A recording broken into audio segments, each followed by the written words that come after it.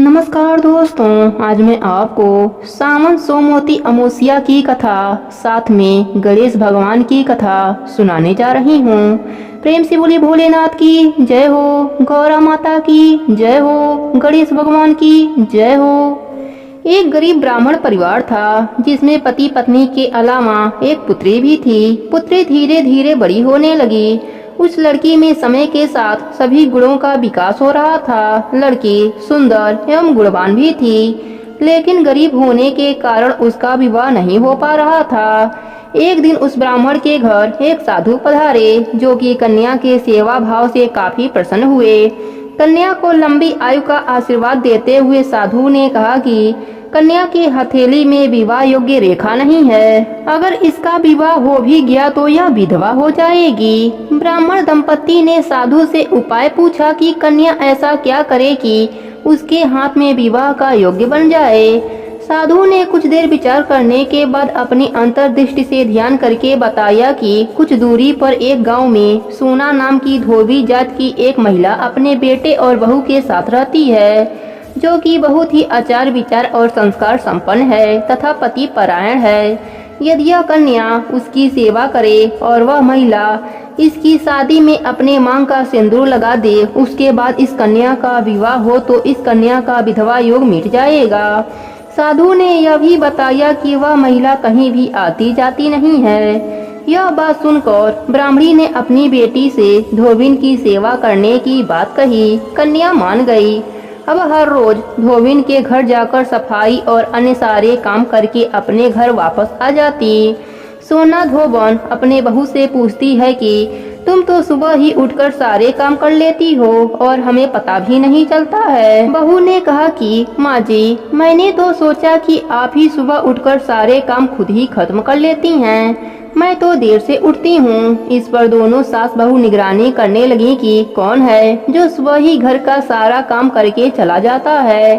कई दिनों के बाद धोबन ने देखा कि एक कन्या मुंह अंधेरे घर में आती है और सारे काम करने के बाद चली जाती है। जब वह जाने लगी तो सोना धोबन उसको पकड़ लिया और पूछने लगी कि आप कौन हैं और इस तरह छुपकर मेरे घर की चाकरी क्यों करती हैं। तब कन्या ने साधु द्वारा कही गई सारी बात बताई। सोना धोबन पति परायण थी, उसमें तेज था, वह तैयार हो गई।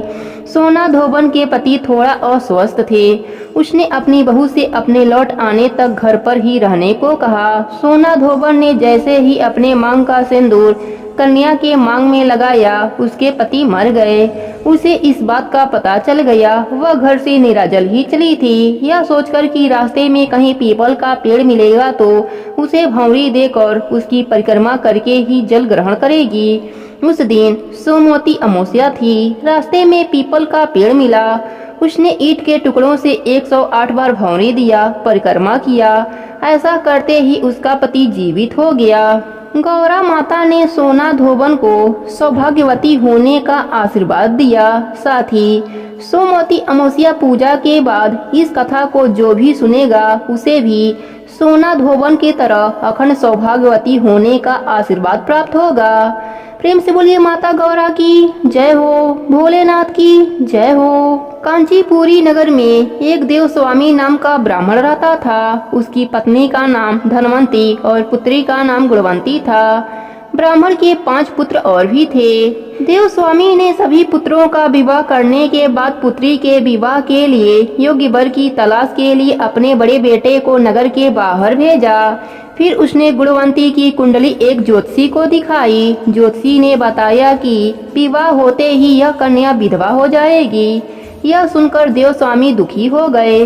उसने उस ब्राह्मण से उपाय पूछा। ज्योतिषी ने बताया कि इस योग का निवारण सिंघल द्वीप निवासी सोना नामक धोबन को घर बुलाकर उसकी पूजा करने से ही संभव होगा। यह सुनकर देवस्वामी ने अपने सबसे छोटे पुत्र के साथ पुत्री गुणवंती को सोना धोबन को घर लाने के लिए सिंघल द्वीप भेज दिया। वे दोनों समुद्र तट पर पहुँचे और समुद्र को पार करने का उपाय सोचने लगे, लेकिन कोई उपाय नहीं सूझा। तो दोनों भाई बहन भूखे प्यासे एक बट वृक्ष की छाया में उदास होकर बैठ गए। उस बट वृक्ष पर एक गिद्ध का परिवार रहता था। उसके बच्चों ने देखा कि दोनों भाई बहन दिन भर परेशान रहे, जब शाम को गिद्धों की माँ अपने बच्चों के लिए कुछ भोजन लेकर आई और उन्हें खिलाने लगी तो उन बच्चों ने कुछ नहीं खाया और वृक्ष के नीचे बैठे भाई बहन की बात बताई।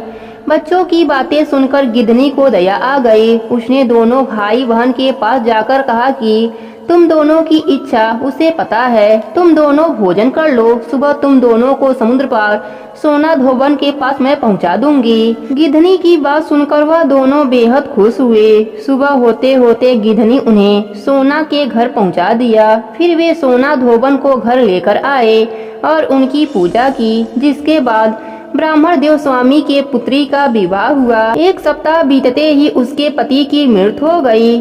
तब सोना धोबन ने गुणवंती को अपने पुण्य का फल दान दिया, जिससे उसका पति जीवित हो उठा। इसके बाद सोना धोबन उन दोनों को आशीर्वाद देकर वह सिंघल द्वीप चली आई। सोना धोबन का पुण्य चले जाने से उसके पुत्र, दामाद और पति की मौत हो गई। तब उसने एक नदी के किनारे स्थित एक पीपल के वृक्ष के नीचे माता पार्वती और भगवान भोलेनाथ की पूजा करी और पीपल की 108 बार परिक्रमा करी, जिसके प्रभाव से उसका पुण्य फिर से प्राप्त हो गया। उसके पति, पुत्र और दामाद फिर जीवित हो उठे। सोमवती अमावस्या की इस कथा को कहने, सुनने और हुंकारा भरने से अखंड सौभाग्य का वरदान मिलता है। प्रेम से बोली गौरा माता की जय हो, भोलेनाथ की जय हो। अब सुनते हैं सावन सोमवार व्रत की कथा। प्रेम से बोली भोलेनाथ की जय हो। आर्याव्रत में चित्रवर्मा नाम के एक राजा थे। वे दुष्टों को दंड देने के लिए यमराज के समान समझे जाते थे। वे धर्म मर्यादाओं के रक्षक, कुमार्गगामी पुरुषों को दंड देकर राह बनाने वाले, समस्त यज्ञों का अनुष्ठान करने वाले और शरणार्थियों की रक्षा करने में समर्थ थे। भगवान शिव और भगवान विष्णु में उनकी बहुत ही भक्ति थी। राजा चित्रवर्मा ने अनेक परम पराक्रमी पुत्रों को पाकर अंत में एक सुंदर रूप वाली कन्या प्राप्त की। एक दिन राजा ने जातक के लक्षण जानने वाले श्रेष्ठ ब्राह्मणों को बुलाकर कन्या की जन्म कुंडली का भावी भविष्य पूछा।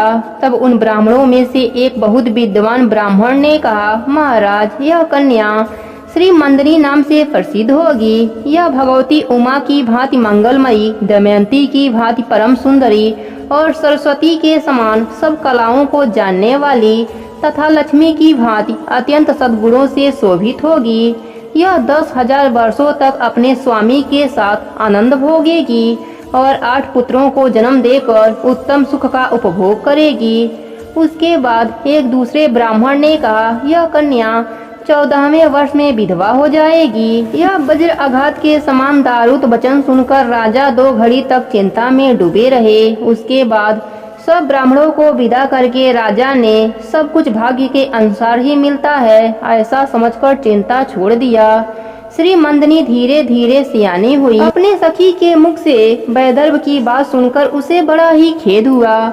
उसने चिंता मग्न होकर यज्ञकर्ता मुनि की पत्नी मैत्रेयी से पूछा, माता जी, मैं आपकी चरणों की शरण में आई हूँ। मुझे सौभाग्य बढ़ाने वाले सत्कर्म का उपदेश दीजिए। इस प्रकार शरण में आई हुई कन्या से पतिव्रता मैत्रेयी ने कहा, सुंदरी, तू शिव सहित पार्वती जी के शरण में जा और सोमवार को एकाग्रचित होकर स्नान व उपवास पूर्वक स्वच्छ वस्त्र धारण करके शिव पार्वती का पूजन कर। सोमवार के दिन शिव और पार्वती की आराधना कर। बड़ी से बड़ी भारी आपत्ति पड़ने पर भी तू उससे मुक्त हो जाएगी। घोर से घोर एवं भयंकर महाकलेश में पड़कर भी इस शिव पूजा को मत छोड़ना। उसके प्रभाव से महान भय से पार हो जाओगी। इस प्रकार श्री मंदनी को आश्वासन देकर पतिव्रता मैत्रेयी आश्रम में चली गई। राजकुमारी ने उनके कथना अनुसार भगवान शिव का पूजन आरंभ कर दिया। विशद देश में नंद की पत्नी दमयंती के गर्भ से इंद्रसेन नामक पुत्र उत्पन्न हुआ था। राजा इंद्रसेन के पुत्र चंद्रागत हुए। राजा चित्रवर्मा ने चंद्रागत के साथ विधि विधान के साथ अपने पुत्री श्री मंदनी का विवाह करा दिया। उस विवाह में बड़ा उत्सव हुआ था। विवाह के पश्चात चंद्रागत कुछ काल तक ससुराल में ही रहे। एक दिन राजकुमार यमुना के पार जाने के लिए कुछ मित्रों के साथ नाव पर सवार हुए। भाग्यवश नाव यमुना के लहरों में मल्लाहों सहित डूब गई। यमुना के दोनों तटों पर बड़ा भारी हाहाकार मच गया। इस दुर्घटना को देखने वाले के विलाप से सारा आकाश मंडल गूंज उठा। डूबने वालों में से कुछ तो मर गए और कुछ ग्रास के पेट में चले गए तथा राजकुमार और कुछ लोग उस महाजल में अदृश्य हो गए। यह समाचार सुनकर राजा चित्रवर बड़े व्याकुल हुए और यमुना के किनारे आकर मूर्छित होकर गिर पड़े। श्री मंदनी ने भी जब यह समाचार सुना तब वह अचेत होकर धरती पर गिर पड़ी। राजा इंद्रसेन अपने पुत्र के डूबने का समाचार पाकर रानियों सहित बहुत दुखी हुए और सुध बुध खोकर गिर पड़े। तदंतर बड़े बूढ़ों के समझाने पर राजा चित्रवर्मा धीरे धीरे नगर में आए और उन्होंने अपने पुत्री को धीरज बढ़ाया। राजा चित्रवर्मा ने जल में डूबे हुए अपने दामाद का अंतिम क्रिया उनके आए हुए बंधु बांधवों से कराया। पतिव्रता श्री मंदनी ने चिता में बैठकर पति लोक में जाने का विचार किया, किंतु उसके पिता ने स्नेहवश रोक दिया। तब वह विधवा जीवन व्यतीत करने लगी। मुनि पत्नी मैत्रेयी ने जिस शुभ सोमवार व्रत का उपदेश दिया था उसे सादर परायण श्री मंदनी ने विधवा होने पर भी नहीं छोड़ा। इस प्रकार 14वें वर्ष में अत्यंत दारुद दुख पाकर भगवान शिव के चरणों का चिंतन करने लगी। शिव की आराधना करते करते उसके 3 वर्ष व्यतीत हो गए। उधर पुत्र शोक से पीड़ित हुए राजा इंद्रसेन को बलपूर्वक दबाकर उसके भाइयों ने सारा राज्य छीन लिया और उन्हें पत्नी सहित पकड़कर कालगृह में डाल दिया। इंद्रसेन के पुत्र यमुना में डूबने के बाद नीचे नीचे गहराई में उतरने लगे।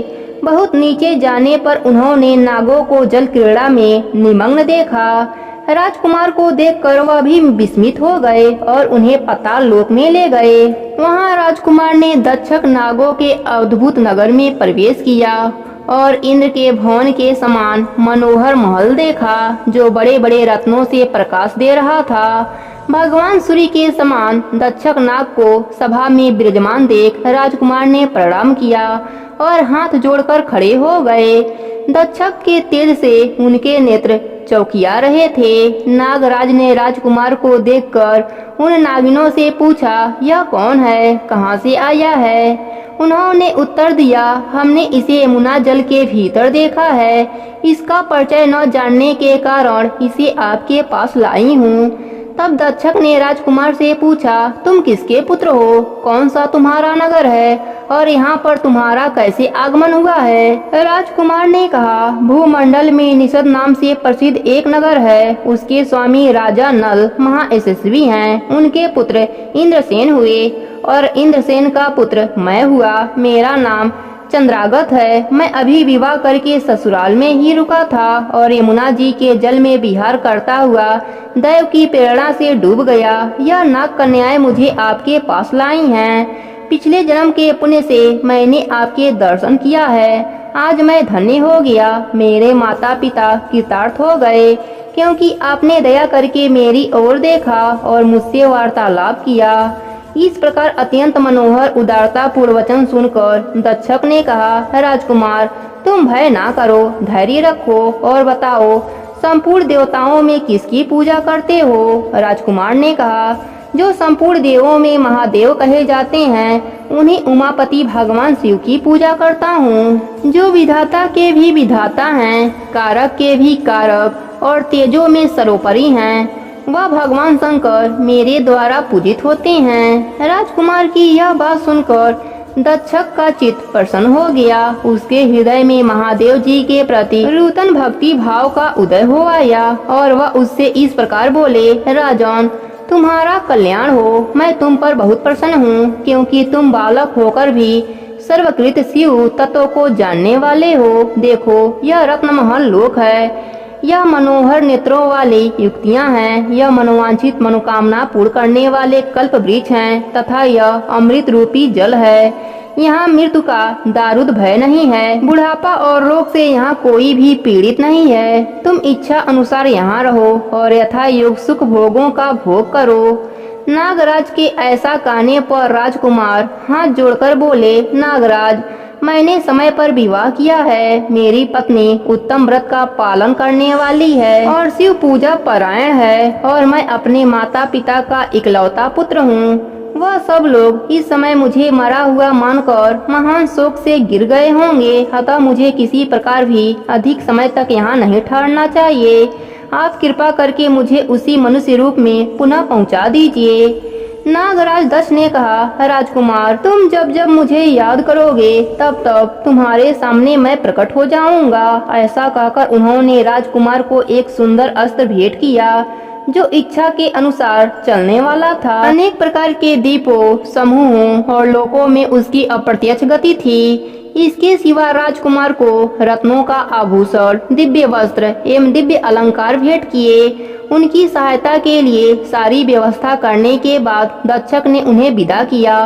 राजकुमार उस घोड़े पर सवार होकर निकले और थोड़ी ही देर में यमुना के जल से बाहर आकर उस दिव्य अश्व पर चढ़े हुए ही नदी के रमणीय तट पर घूमने लगे। उसी समय पतिव्रता श्री मंदनी अपने सखियों से घिरी हुई वहां स्नान करने के लिए आई। उसने यमुना के तट पर राजकुमार को भ्रमण करते हुए देखा। दिव्य अश्व पर आरूढ़ हुए अपूर्व आकार वाले उन राजकुमार को देखकर वह उन्हीं की ओर दृष्टि लगाई खड़ी हो गई। उसे देखकर चंद्रागत ने भी मन ही मन विचार किया, जान पड़ता है इसे कभी मैंने पहले देखा है। तत्पश्चात वह घोड़े से उतरकर नदी के किनारे आ बैठे और उस सुंदरी को बुलाकर समीप बैठाकर पूछा, तुम कौन हो, किसकी स्त्री हो और किसकी कन्या हो? श्री मंदनी लज्जावश स्वयं कुछ न बोल सकी।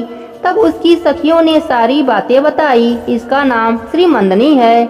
यह निषद राज्य इंद्रसेन की पुत्र वधू, युवराज चंद्रावत की रानी तथा महाराज चित्रवर्मा की पुत्री है। दुर्भाग्यवश इसके पति इस महाजल में डूब गए।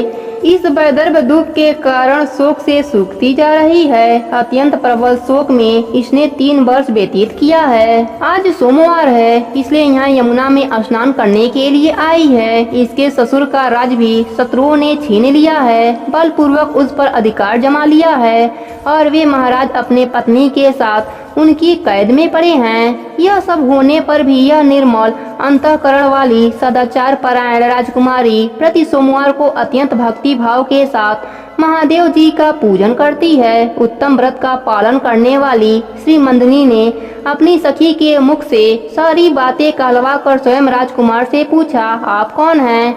आपने मेरे वृत्तांत को एक स्नेही के भांति क्यों पूछा है? महाबाहु, मुझे ऐसा जान पड़ता है कि पहले भी हमने आपको देखा है। इतना कहकर राजकुमारी श्री मंदनी आंखों से आंसू की धारा बहाती हुई बहुत देर तक फूट फूट कर रोती रही और मूर्छित होकर पृथ्वी पर गिर पड़ी। अपनी प्रियतमा के शोक कारण सुनकर चंद्रागत भी शोक से व्याकुल होकर 2 घड़ी तक चुपचाप बैठा रहा। तदंतर श्री मंदनी उठकर राजकुमार के ओर बारंबार निहारने लगी। उसने पहले देखे हुए अंग चिन्हों आदि लक्षणों, रूप, रंग आदि का परीक्षण करके यह निश्चय किया कि अवश्य यही मेरे पति हैं, क्योंकि मेरा हृदय प्रेम से अधीर होकर इन्हीं में अनुरक्त हुआ है। परंतु क्या मुझ अभागिन को अपने मरे हुए पति का दर्शन हो सकता है? यह स्वप्न है या भ्रम? अथवा मुनि पत्नी मैत्रेयी जो मुझे यह कहा कि तुम भारी से भारी विपत्ति में भी इस व्रत का पालन करती रहना, उसी का यह फल तो नहीं है? एक श्रेष्ठ ब्राह्मण ने मेरा 10,000 वर्षों तक सौभाग्य बतलाया था। उन ब्राह्मण देवता का यह वचन अवश्य ही सत्य होगा। यह ईश्वर के बिना कौन जान सकता है? इस प्रकार भांति भांति का विचार करके उसका संदेह दूर हो गया। तब लज्जा से उसने अपने मुख नीचे की ओर कर लिया। उस समय राजकुमार ने कहा, भद्रे, मैं तुम्हारे पति के माता पिता को यह समाचार बतलाने जा रहा हूँ। तुम्हारे पति तुमसे शीघ्र ही मिलेंगे। यो कहकर राजकुमार घोड़े पर सवार होकर अपने राज्य में जा पहुँचा। वहाँ नगर के समीप जाने पर उन्होंने साथ आए हुए नाग राजकुमारों को राजगद्दी पर आरूढ़ हुए राजा के पास भेजा। नाग राजकुमार शीघ्र ही राजा के पास जाकर कहा, तुम सब लोग महाराजेंद्र सिंह को अविलंब कालगृह से मुक्त करो और सिंहासन छोड़कर हट जाओ। महाराज के पुत्र चंद्रागत पाताल लोक से लौटकर आ गए हैं। तुम आनाकानी ना करो। चंद्रागत तुम्हारे प्राण हर लेंगे। नागकुमार के कहे हुए यह सारी बातें सुनकर शत्रुओं ने भी बहुत अच्छा कहकर उनकी आज्ञा स्वीकार कर लिया और महाराजेंद्र को उनके खोए हुए पुत्र को पुनः लौट आने का समाचार बताकर उनका सिंहासन उन्हें लौटा दिया। महाराज को प्रसन्न करके भी वह लोग भयभीत होते रहे। मेरा पुत्र आ रहा है, यह बात सुनकर राजा प्रेम के आंसू बहाते हुए आनंद में डूब गए। यही दशा महारानियों की भी थी। तदंतर सब नागरिक आगे जाकर चंद्रागत से मिले और उन्हें हृदय से लगाकर महाराज के समीप लाए। अपने भवन में प्रवेश करके आंसू वर्षा करते हुए राजकुमार ने माता पिता के चरणों में प्रणाम किया। चरणों में पड़े हुए पुत्र को उठाकर राजा ने हृदय से लगा लिया। फिर क्रमशः सब माताओं को प्रणाम करके उनका आशीर्वाद लिया।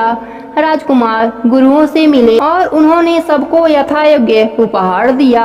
पुनः सबके साथ राजसभा में बैठकर अपना सब वृतांत पिता से निवेदन किया और नागराज दक्षक से मिलने की बात भी बताई। राजकुमार का चरित्र देख और सुनकर राजा इंद्रसेन हर्ष से विभल हो गए। उन्होंने अपने मन में यही माना कि मैंने अपने पुत्र वधू ने भगवान भोलेनाथ की आराधना करके इस अनुपम सौभाग्य अर्जन किया है। निषद राज ने मंगलवारी वार्ता लोगों के द्वारा महाराज चित्रवर्मा को भी भेजी। यह अमृतमयी वार्ता सुनकर महाराज चित्रवर्मा आनंद से विभल हो गए और बड़े वेग से उठकर उन्होंने संदेश वाहकों को उपहार में बहुत सा धन दिया। फिर अपने पुत्री को बुलाकर उन्होंने उसे वैदर्भ के चिन्हों का परित्याग करवाया और उसे नाना प्रकार के आभूषणों से विभूषित किया। तत्पश्चात समूचे राष्ट्र, गांव, नगर आदि में बड़ा भारी उत्सव हुआ। सब लोगों ने राजकुमारी के सदाचार की बड़ी प्रशंसा की। चैत्रवर्मा ने इंद्रसेन की पुत्र चंद्रागत को बुलाकर श्री मंदिनी को उसके साथ विदा कर दिया। राजकुमार ने दक्षक के वहां से लाए गए उपहार अपने पत्नी को अलंकृत किया। इस प्रकार शुभ मुहूर्त में अपने पत्नी को साथ लेकर ससुर की आज्ञा से चंद्रागत पुनः अपने नगर में आए। महाराज इंद्रसेन ने अपने पुत्र को राज सिंहासन पर बैठाकर तपस्या द्वारा भगवान शिव की आराधना करके योगी पुरुषों को उपलब्ध होने वाली उत्तम गति प्राप्त की।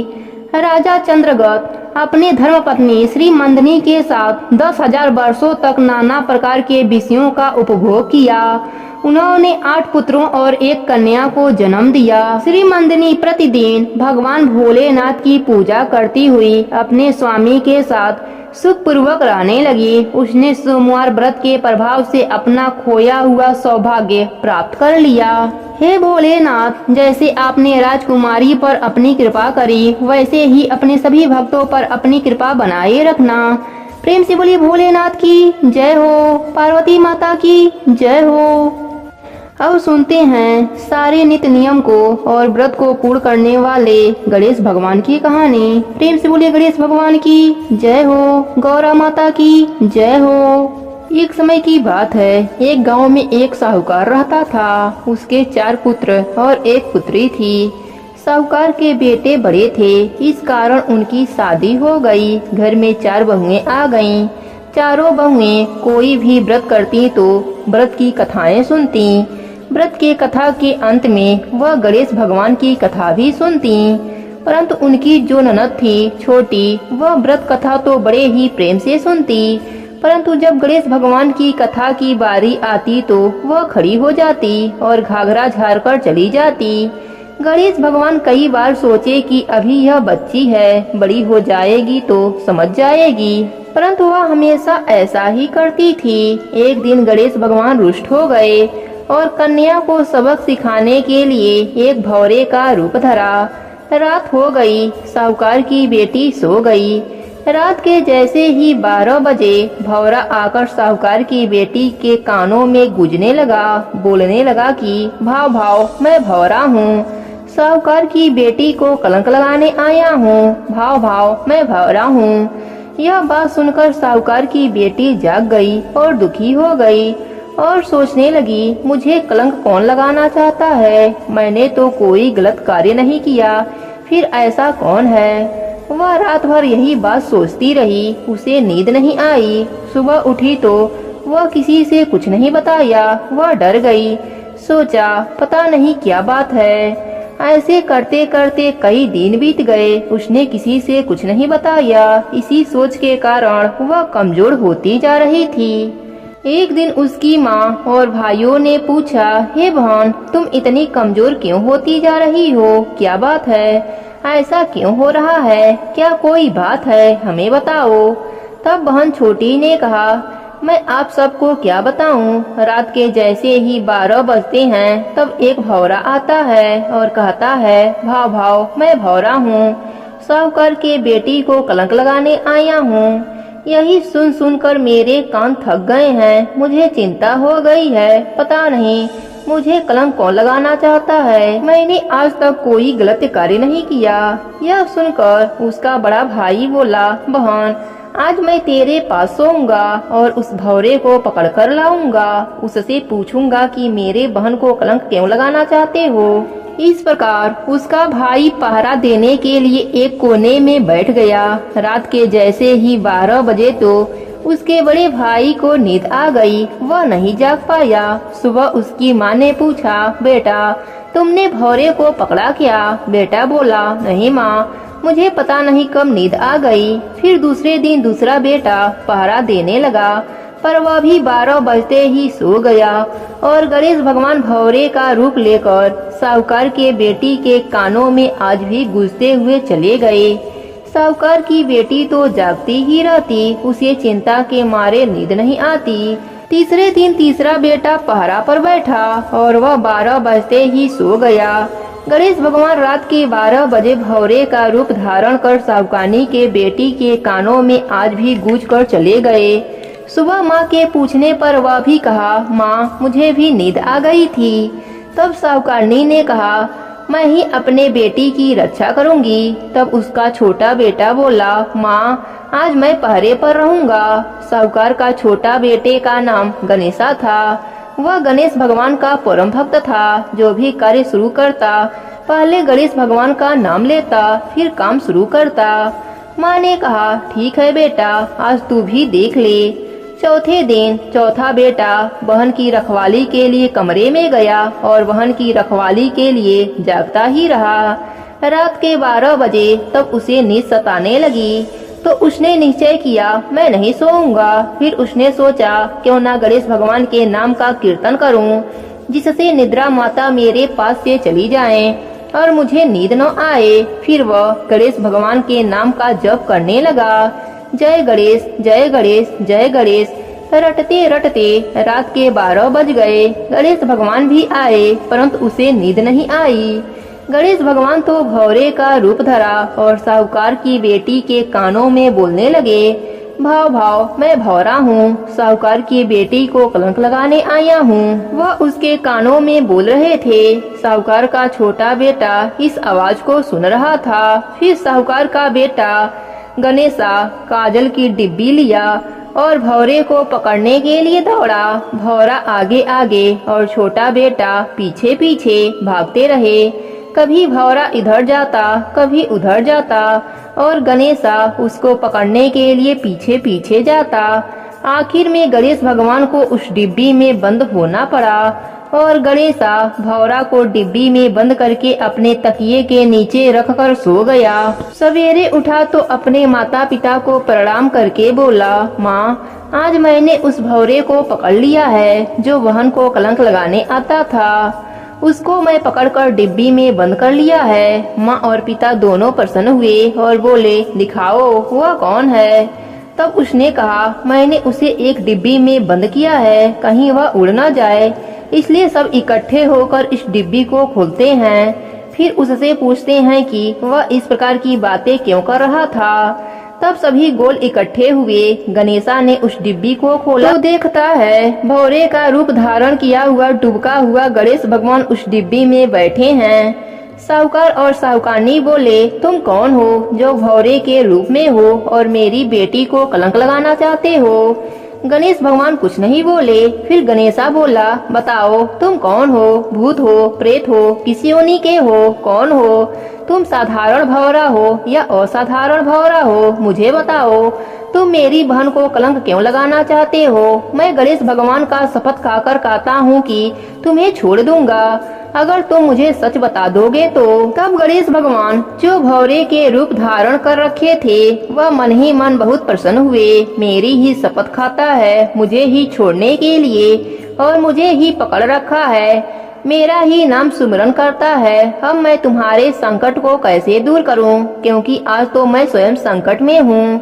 गणेश भगवान को अब अपने असली रूप में आना पड़ा। सभी लोग बोलने लगे, गणेश भगवान जैसे दिखते हो पर इतने छोटे से हो, आप कौन हो? वह बोले, जिसे तुम पुकार रहे हो, जिसका नाम बार बार सुमिरन कर रहे हो, मैं वही हूँ, मैं गणेश हूँ। तब साहूकार का छोटा बेटा बोला, अगर आप गणेश भगवान हैं तो आप इतने छोटे से कैसे हैं? हमें बताइए, आप मेरी बहन को कलंक क्यों लगाना चाहते थे? तब गणेश भगवान ने अपना रूप बढ़ाया, वह डिब्बी से बाहर आए। गणेश भगवान ने वह रूप दिखाया जो माता पार्वती जिसके दर्शन करती हैं, शिव जी जिनको गोद में बैठाते हैं। ऐसे गणेश भगवान का दर्शन करके सभी परिवार वाले उनके श्री चरणों में गिर गए और बोले, हमसे बहुत बड़ी गलती हो गई जो हमने आपको डिब्बी में बंद कर दिया। परंतु प्रभु, आपको भौरा बनने की क्या आवश्यकता पड़ी? आपने इतना छोटा सा रूप क्यों धरा और मेरी बेटी को कलंक क्यों लगाना चाहते हैं? तब गणेश भगवान बोले, मैं तुम्हारी बेटी पर अप्रसन्न हूँ क्योंकि उसने मेरी कथाएं नहीं सुनी। तुम्हारी सभी बहुओं ने मिलकर व्रतों की कथा कहानी सुनती और कहती हैं, पर जब मेरी कथा की बारी आती है तो तेरी बेटी घाघरा झाड़ कर खड़ी हो जाती है और वहाँ से चली जाती है। मेरी कथा इसने कभी भी बैठकर ध्यान लगाकर नहीं सुनी, इसलिए मैं उससे अप्रसन्न हूँ, उससे नाराज हूँ। इसलिए उसे यह बताने के लिए उसके पास आकर उसको कलंक लगाने की बात करता था, पर मैं किसी को कलंक नहीं लगाता, परंतु मैं उसे यह एहसास कराना चाहता हूँ कि वह मेरी पूजा से बेमुख हुई है। तब सभी परिवार वाले और उसकी बहन गणेश भगवान के चरणों में गिर गए और बोले, आज से हम आपकी कथाएं अवश्य सुनेंगे। सभी व्रत के कथा के अंत में आपकी कथा अवश्य सुनेंगे। गणेश भगवान प्रसन्न हो गए और बोले, आज के बाद जो भी मनुष्य मेरी इस कथा को सुनेगा मैं उसकी सारी संकट दूर कर दूंगा, उसका घर अन्य धन से भर दूंगा। इस प्रकार गणेश भगवान की सभी लोग जयकारा लगाने लगे। गणेश भगवान साहूकार का घर अन्य धन से भर दिए और अंतर ध्यान हो गए। हे गणेश जी महाराज, आज जो भी आपकी इस कथा को सुन रहा है उसके व्रत को पूर्ण कर देना, उसका घर अन्य धन से भर देना। अपनी कृपा सदा बनाए रखना। कहानी अधूरी हो तो पूरी करना, पूरी हो तो मान रखना। प्रेम से बोले गणेश भगवान की जय हो, भोलेनाथ की जय हो, तुलसी माता की जय हो, गौरा माता की जय हो।